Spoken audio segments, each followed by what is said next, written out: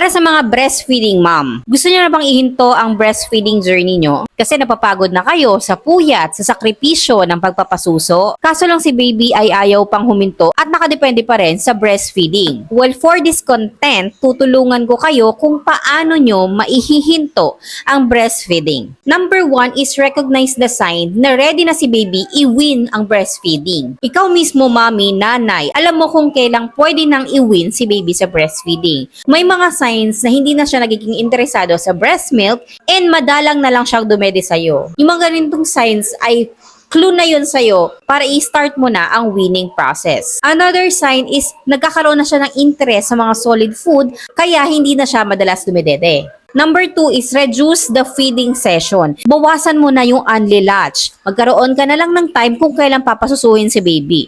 Lalo na sa mga baby na kumakain na ng mga solid food. Pwedeng twice a day ka na lang, umaga or bago na lang matulog. Planuhin mo yung setup. Pwede rin yung busugin mo siya ng mga solid foods or formula milk bago mo padedehin sa'yo. Para kapag sumuso siya sa'yo, busog na siya.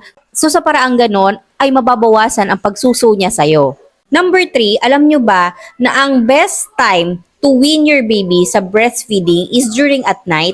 Dahil kapag si baby ay pumalo na ng 6 months hanggang 1 year old, less na lang yung pagdede nila sa gabi dahil mas marami na yung tulog nila. So that is really the best time to wean your baby. Number 4, para naman sa mga babies na less than 2 years old or 1 year old na really needs ang milk para sa kanilang katawan at ayaw mo na magpasuso, mommy, i-replace mo na lang ng bottle feeding. Number 5 is introduce solid foods, lalo na sa mga babies 4 to 6 months of age. Why? Because it will satisfy your baby. Kapag gutom sila, doon mo na sila bubusugin sa mga solid food, mga puree. Kahit sino naman, kapag busog na yan, wala na yang hahanaping iba. Kapag binusog mo sila sa solid food, makakalimutan na nila ang breastfeeding. Para naman sa mga mommies na less than 6 months pa yung anak nila pero gusto na nilang ihinto yung breastfeeding, you can offer pacifier. Kung sakaling in-need pa sila, gusto pa nilang dumede or gusto nila na yun yung pampatulog nila, offer them a pacifier. Kasi gusto lang naman nila na ma-suit sila Makapag-offer ka ng comfort sa kanila. So, suit them with pacifier. Then later on, kapag 6 months na sila at pwede na sila ng mga solid food,